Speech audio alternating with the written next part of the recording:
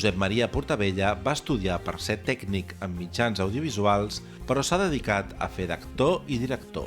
És un home compromès amb el moviment LGTB i un dels fundadors d'un grup de referència en l'escena teatral, Les Xanclets. Tu vas estudiar imatge i so. A l'EMAF, sí. I, de fet, estudiaves per estar com darrere de les bambalines i vas fer allò, al cap d'11 anys, un salt a l'escenari, no? Com va ser aquest salt, M'agrada que em facin aquesta pregunta. Per què no me l'han fet? No, a veure, la vena artística jo la tenia ja des de petit. De fet, cada estiu, quan anava a estiuejar als Omells de na Gaia, que és un poble molt petit de l'Urgell, quasi tocant ja en província de Tarragona per això, doncs jo per veure un festival, que era com el director d'allà de tots els nens, els hi feia fer una espècie d'escalanifi, que era en playback i tal, els hi feia fer cançons i muntava les coreografies. Sempre em mirava tots els programes de tele i copiava el Michael Jackson, copiava, jo què sé, el Culture Club, els copiava tots. I després la meva formació va ser més tècnica, però gràcies a la formació tècnica, aquesta és la que m'ha permès fer tot el que he fet amb Xanclets, perquè m'ha donat els coneixements tècnics com per poder manipular el so i fer tots els arguments amb Turmix Playback, que és el llenguatge bàsicament que utilitzem, no? Que és agafo d'aquí i d'allà i monto arguments traient el sentit original que té el vídeo, els textos que siguin, tant si són d'anuncis de televisió, com de pel·lícules de cinema, com de programes de tele en general, o de programes de ràdio, etc. Ara, la raó concreta per la qual jo vaig passar del camp tècnic a l'artístic real va ser perquè jo estava treballant com a tècnic en un estudi de so quan em va venir el Josep Coll, que ens havien conegut al Casalanda, i em va dir: escolta, que hi ha una cosa ara al Llentiol que es diu la Maratonita, que és una espècie de salto a la fama, que és que tu vas allà amb un petit show de 5 minuts i la gent vota el que més li agrada. I si és el que més li agrada, passes a la final. I em va proposar fer una espècie de cançó i playback amb ell i tal, no? Jo en aquell moment estava en una producció molt forta i no ho vaig poder fer, i ell ho va fer amb una altra, perquè ja havies d'assajar i tal. Però sí que ho vaig anar a veure i em va agradar molt i va passar a la final. Llavors, jo amb un altre amic, amb el Nico, vam muntar una altra cosa nosaltres dos una altra setmana, que també ens van votar com els millors i vam passar a la final. I a la final ens vam juntar tots 4, més 2 amics mecs, i va ser quan vam muntar de Xanclets, i també vam guanyar. Llavors, a partir d'allà, va ser quan ens vam començar a programar de manera estable durant 6 mesos al Llentiol. D'allà vam saltar al Teatre Neu, del Teatre Neu vam començar a Tàrrega, les fires i va anar així, però realment cap de nosaltres tenia... O sigui, no era una cosa intencional, allò que havies estudiat a l'Institut del Teatre... No. Llavors va ser, doncs mira, allò per passar una bona estona amb amics, i llavors es va anar professionalitzant i clar, va sortir gent del grup, va entrar, hi havia gent que ho feia perquè sí però que tampoc no li molava, gent amb la que per un jaja i jiji sí, però que després d'una manera més seriosa doncs tampoc vam veure que no congeniàvem i al final vam acabar amb la companyia que som ara. Bueno, de fet, és el que passa amb tots els grups, no? La gent va entrant, sortint, en diferents experiències i en diferents moments i etapes. Vull dir que si vosaltres no anàveu a buscar-ho... No, però hi ha grups que diguem que són més estables, com podria ser l'Ester de Teatre. N'hi ha que bàsicament no queda res de l'inici, com pot ser la Cubana, que quasi... Bueno, ara ha tornat la Montplans, però la Montplans la gira espanyola no la fa.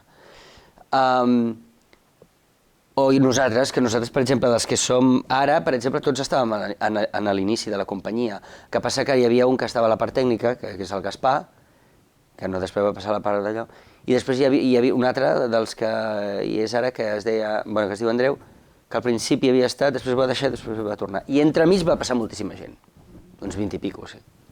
I llavors els espectacles, tu parles dels teus coneixements tècnics, com t'han ajudat, tu de fet ets el director, però com els feu? Com neixen els vostres espectacles, de la participació, del que sentiu? És que cada espectacle ha nascut d'una manera diferent. Vull dir que hi ha espectacles que han nascut arrel d'un conflicte, com per exemple nosaltres vam muntar el segon espectacle que era Ha nacido una estrella, que el vam estrenar al Teatre Goya, que vam tenir molts problemes amb el teatre, que vam haver de marxar, i llavors doncs per poder trobar una sala com aquell espectacle de gran format, en vam haver de fer una correcuita, que era Les Reines d'Orient, Menudo Belén. Llavors, que va anar molt bé. El Multimèdies va ser un fruit, un recull, que va ser amb el primer espectacle, va ser un recull d'esquets que vam anar fent des de l'inici, un darrere l'altre, fins no tenia un sentit clar. L'espectacle més pensat amb una idea, amb 3 únics personatges i tal, va ser a la RGB, una triangular comèdia, que el vam fer a la Villarroel. Vull dir que a vegades surt d'una idea, d'una necessitat, a vegades de... no sé. Vull dir que cada cosa... Ara igual ens estem plantejant fer un espectacle de cara a l'any que ve, perquè l'any que ve celebrem els 20 anys de la companyia, el 2014. Perquè l'important no són els 300 anys de Catalunya, l'important són els 20 anys de Xanclets. Ego, baixa! Però això està bé, perquè, no, i sobretot ara en un moment on la cultura està en crisi, allò que tothom en parla, no? Tothom va de boca en boca, la manca d'inversions en estructures, en grups, en entitats que promouen la cultura, el tema de l'IVA cultural, com tot el tema de l'estat espanyol, com està també d'alguna manera provocant una certa crisi en el que seria la cultura catalana, no? Amb l'ofegament. Com ho viu vosaltres, Xanclets, que a més sempre heu tingut, que sou una companyia d'èxit, diem? Nosaltres... parlar per tothom és una mica així, però vaja, en general, des de que tenim consciència política, tots plegats, deu fer uns 25 anys o així, Xanclets és un grup de teatre català. I, de fet, moltes vegades els espectacles nosaltres els hem fet en castellà perquè els referents que utilitzàvem no tenien sentit en castellà. Per exemple, si tu agafes la Heidi, vull dir, quan fas un espectacle amb coses retros, la memòria històrica de televisió catalana és relativament recent. No pot ser, vull dir, Los Ángeles de Charlie, la memòria històrica que té tothom és amb la sèrie en castellà o Vacaciones en el mar i tal, no? Altres coses que han vingut posteriors, sí, que hem tingut més referents catalans i, de fet, amb tots els espectacles sempre tenim esquetxos en català. Però sempre ha sigut una part més reduïda perquè nosaltres el que utilitzem més són referents universals. I llavors aquí, doncs clar, degut al franquisme i degut a moltes altres coses, doncs molts dels referents són castellans. Ara bé, el tema de lo de la cultura, nosaltres som bastant... Jo per almenys parlaré per mi en aquest cas. Jo des que tinc consciència política que sóc independentista.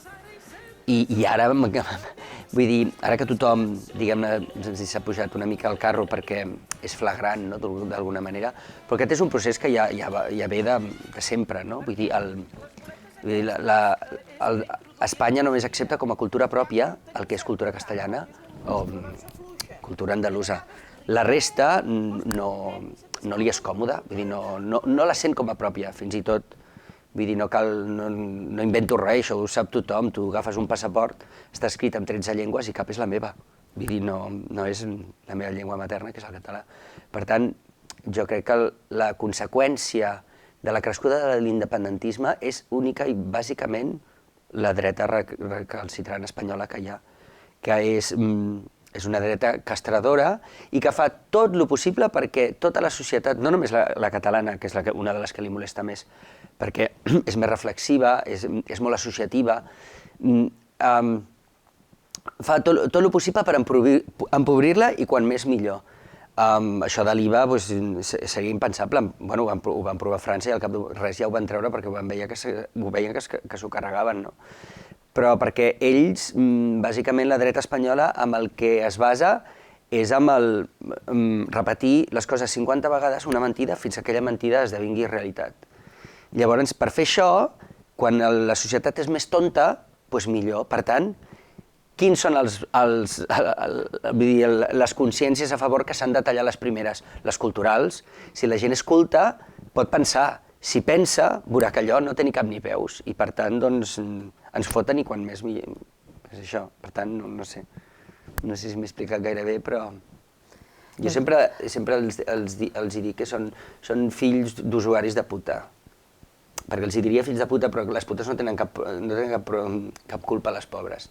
Llavors jo sempre els batejo com a fills d'usuaris de puta, que són el que són, bàsicament. Un reinsult. Sí, clar, sí. I llavors parlaves d'aquesta diferència, no? Cultural o...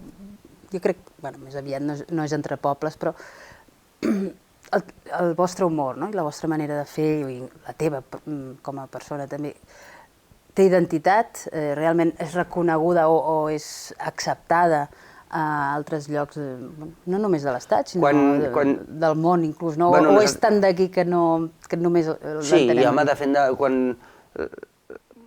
la gràcia de la història és que quan tu utilitzes uns referents que són propers a on tu vas actuar, ja tens la clau de l'èxit.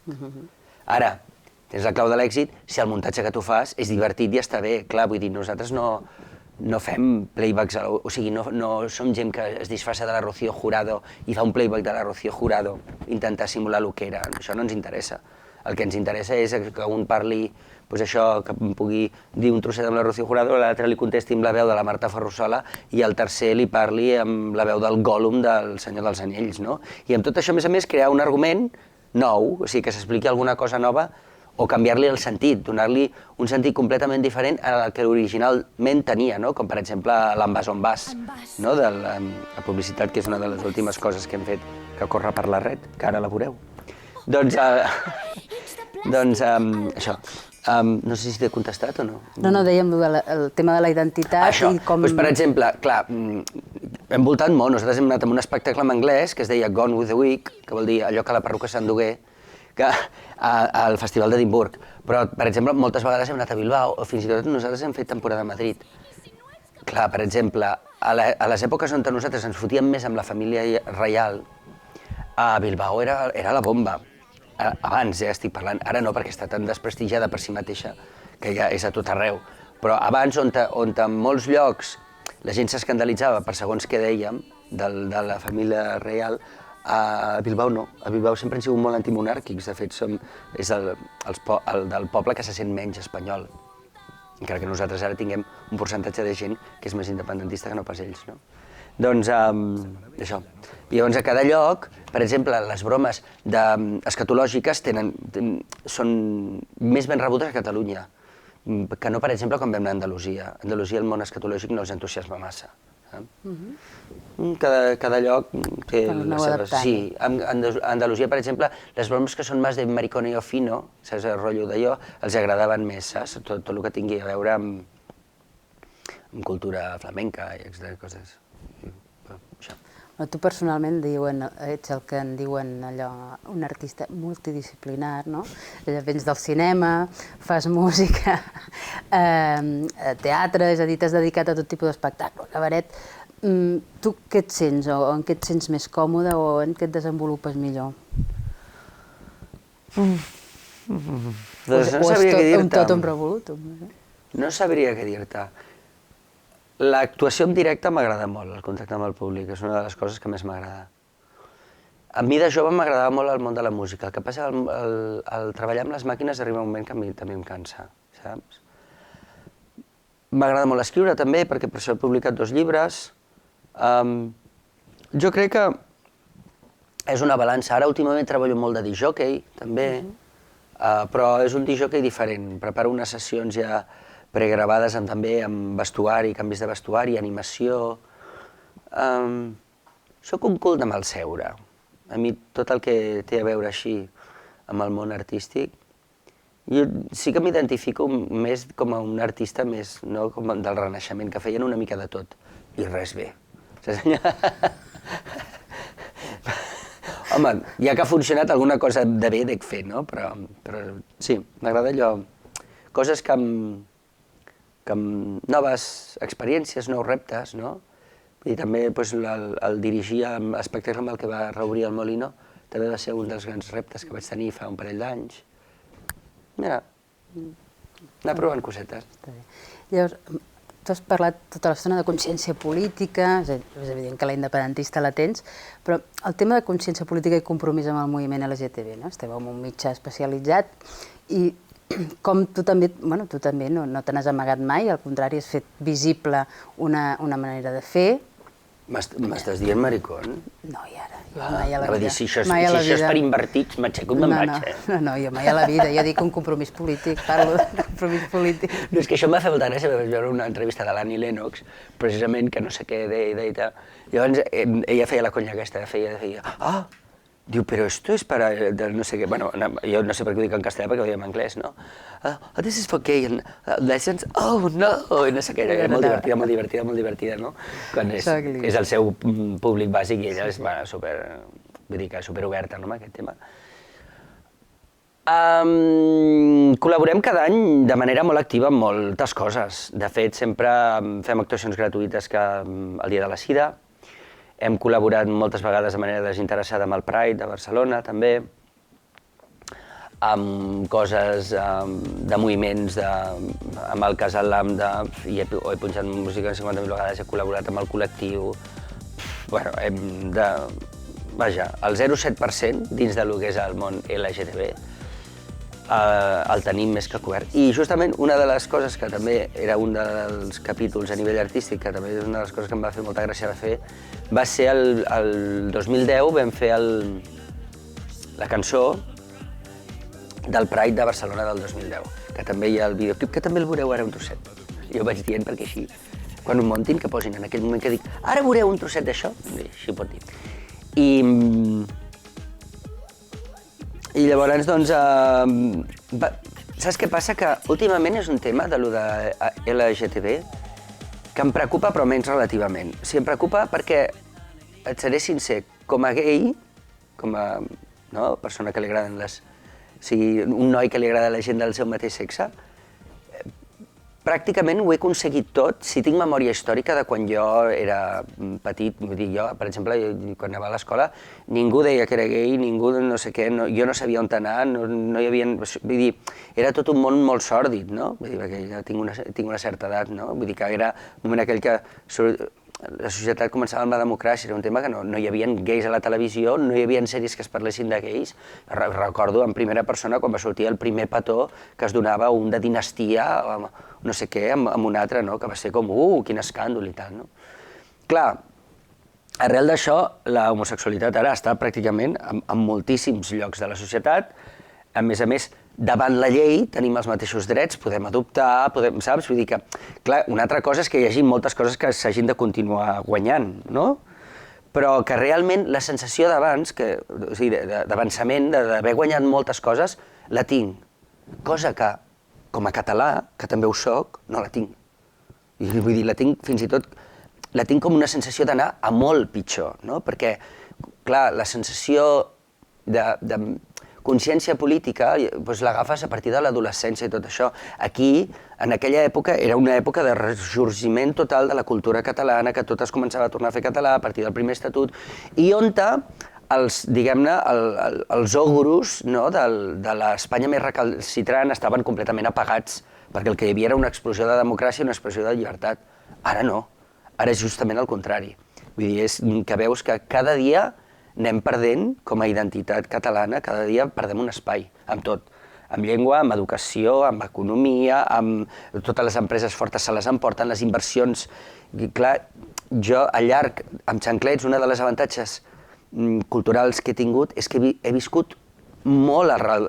Nosaltres hem girat molt per l'Estat i hem anat a fora. I a més jo he tingut la gran avantatge que he estat visquent èpoques a Sydney, a Montreal, he viscut als Estats Units un any, vull dir que tinc una visió cosmopolita, no és allò que dius, és que la barretina o la sardana, no és això, és senzillament que se'ns estan menjant amb patates per tot arreu, perquè volen l'aniquilació del poble català, el que volen és que tothom sigui espanyol però sent com ells.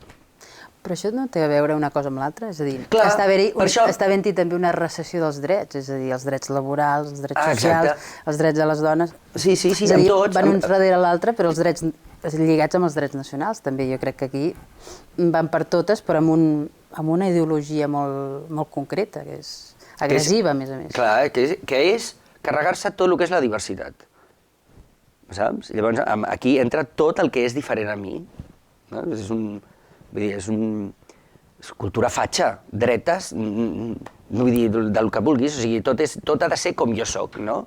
Que a mi, per exemple, a mi no em fa res que una persona molt de dretes, molt conservadora i molt creient vagi a l'església cada diumenge, m'entens? Però en canvi, a aquesta persona sí que li fa mal que jo, per exemple, que no suporta que jo tingui una relació oberta i de cara a la societat amb una altra persona del mateix sexe. O una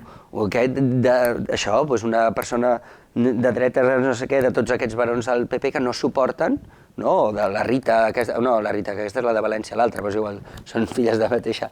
La d'Aragó no suporten que es digui català, no pot ser. No suporten res de que sigui diferent, no. I ja s'inventen això de la Pau i fins i tot. Hem fet l'entrevista en la Pau, per això estem... Ja sí. Que som internacionals. Exacte, sí. No, que es veu que ara, jo ho vaig llegir, no? Que és una llengua que ja existeix, el Tíbet. Sí. No? Que va i dir, oi, pobres, no saben inventar-se un nom original, fins i tot, però bueno. Molt trist, tot plegat, és molt trist, clar. De tota manera, això té un avantatge, que és una mica... El que passa amb les èpoques de crisi és que t'has d'espavilar.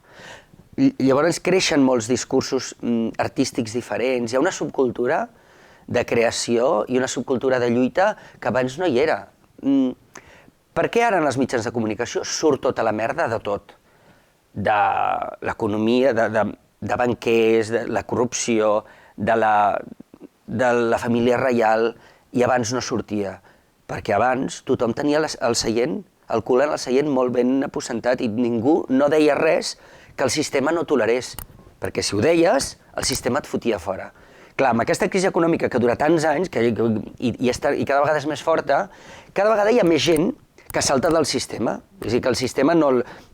Clar, quan tu ets una persona de poder però el sistema et fot fora, llavors aquella informació que tu tens, si tu no et beneficies del sistema, ja la pots deixar anar lliurement perquè ja no tens res a perdre.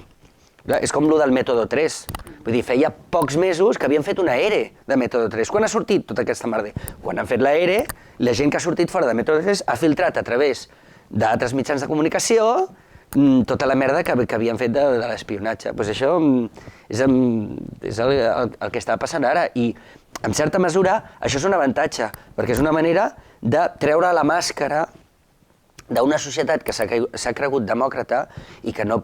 Vull dir, una democràcia no es crea del no-res, o sigui, no pots oblidar el passat, oblidar una dictadura de 50 anys on estaven reprimits tots els catalans, els homosexuals, la gent que era diferent, i de cop i volta, sense jutjar ningú, dir ara som democràcia, sense canviar els poders fàctics que continuaven sent, els poders econòmics que continuaven estant, perquè han estat els fills dels fills dels fills que han heredat les empreses, etc, i continuar dient que aquí ja és un país democràtic i tots som... No.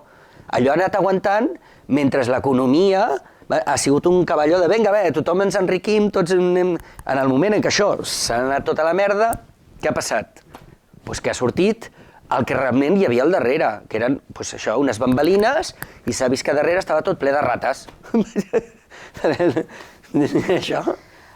Però de tota manera, és veritat, diuen que les crisis fan créixer, Sí. que les crisis són... donen per la creació, són creatives, o al darrere hi ha un cert esperit creatiu, però per la gent que viu d'allò que crea, per la gent que viu, diguem, de mostrar allò que esteu creant, no són temps fàcils tampoc, és a dir, precisament en el moviment cultural estem passant moments molt difícils. Clar, perquè a més, si parles en termes absoluts, tothom necessita menjar, no? Per viure, però vull dir, per viure no és imprescindible en el teatre. Clar, això, vist des d'una societat moderna, no és admissible, perquè sí que és imprescindible si vols que la societat avanci, perquè si no el que fas és, això el que havíem parlat, no? Crear gent que no té cap mena d'interès per això, ni per les coses que l'identifiquen, ni per créixer anímicament, no? Perquè cony estem aquí, en aquest món, si no és per deixar, com a mínim, un món una mica millor del que nosaltres hem trobat, no? I, doncs això, és realment la gent que d'alguna manera té els fils del poder, no? Doncs ens estan portant a una societat molt pitjor que l'anterior. I clar, d'alguna manera, la gent que ens dediquem a la cultura, tant sigui per fer riure, com per fer plorar, com per fer emocionar o pel que sigui, no? En aquest moment nosaltres, perquè utilitzem l'humor com a base de comunicació, és la nostra responsabilitat ser molt més crítics i dir les coses pel seu nom. I doncs això, perquè la gent se n'adoni, no? Vull dir, és que arribarà un punt en el que quan tu vas estirant, no? Vas traient cartes del com es diu allò? El castell de cartes. El castell de cartes, arriba un moment que hi ha una que treus i el castell s'enfonsa.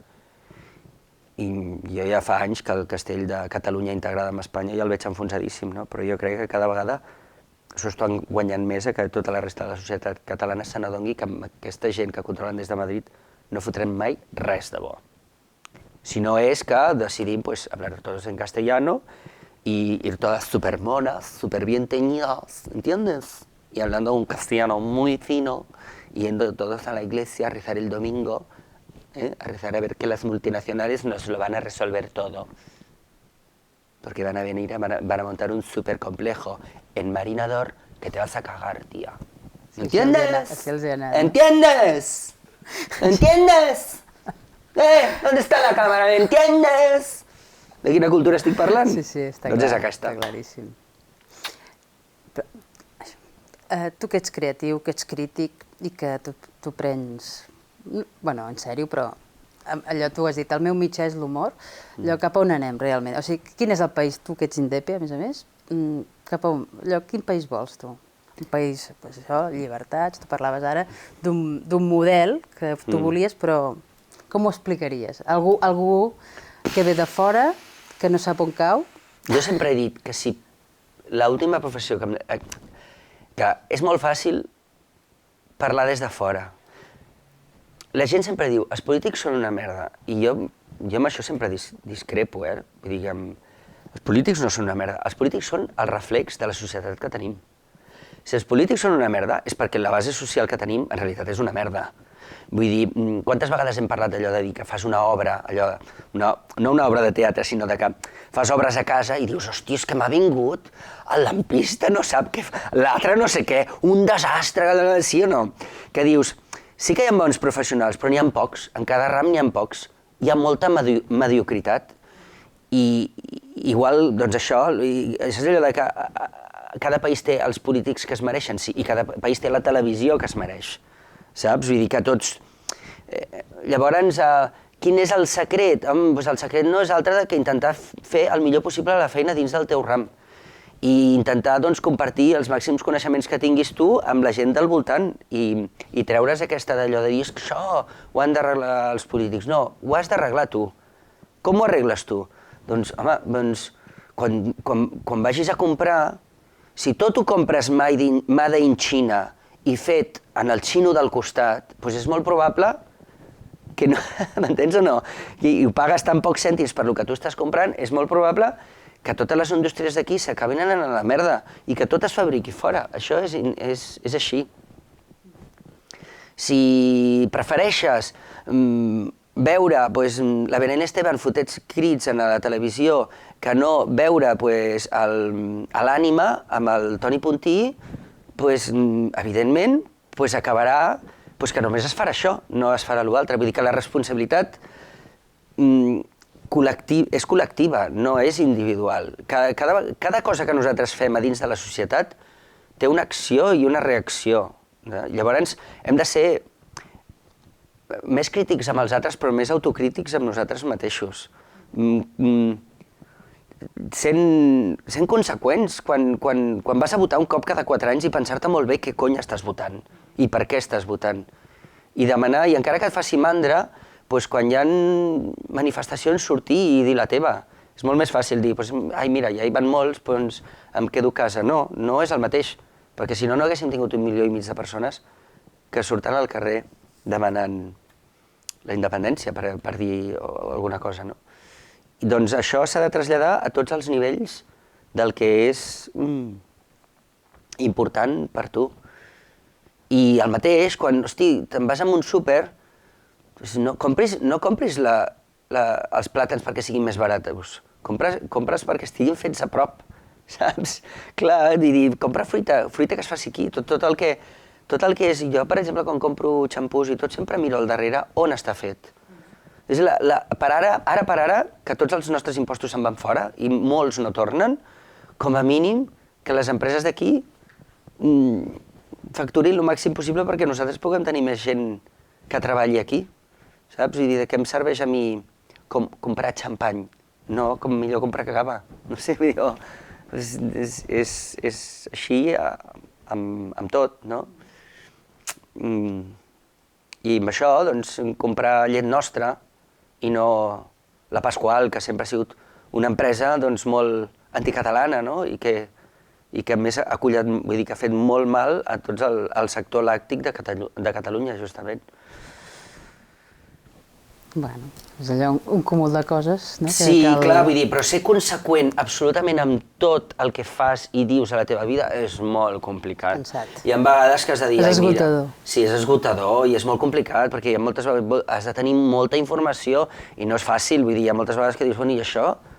No sé jo, i qui està fet o com està fet o què... Llavors, doncs, bueno, intentar les coses que són més òbvies, ser conseqüent, i les de més, doncs, intentar també prendre't la vida amb una mica d'humor, no? El coneixement, en certa mesura, també dona la infelicitat, i ho dic perquè et fa ser conscient de realment com funcionen les coses. Jo, amb els meus pares, moltes vegades que parlem de temes així, jo els deia, home, la vostra generació, en el fons, ho tenia molt més fàcil, la seva. Perquè tenien clar que anaven contra Franco i que volien la llibertat, i que tenien clar que anaven contra la generació anterior, que tot era prohibit, el sexe estava prohibit, i ells era la generació del descobriment sexual, que era fàcil. Entrar en el món laboral per ells era senzill, perquè hi havia molta feina, però a més era guanyar independència econòmica, guanyar independència... Podien fer el que volien, a la fi, si volien fumar, podien fumar, es traien de tots els tabús i tenien una cosa clara, que era lluitar per aconseguir la democràcia, lluitar contra el Franco, saps? Que la nostra és una mica com la del desencís, no? De dir, el desengany, no? Veure que tota aquesta societat del benestar que ens han venut i aquesta democràcia és una fal·làcia, no? I que això de que respectaven els nostres drets no és cert, vull dir que ho veus que... Bueno, més que una fal·làcia era que tot estava muntat sobre una fal·làcia. Exacte, sí, que estava muntat d'una manera, bueno, doncs artificial, no? Sense realment borrar el passat, no? I el passat no... Si no el tornes a llegir, no l'entens, no? I el que vam fer va ser oblidar-lo i dir, va, tirem endavant.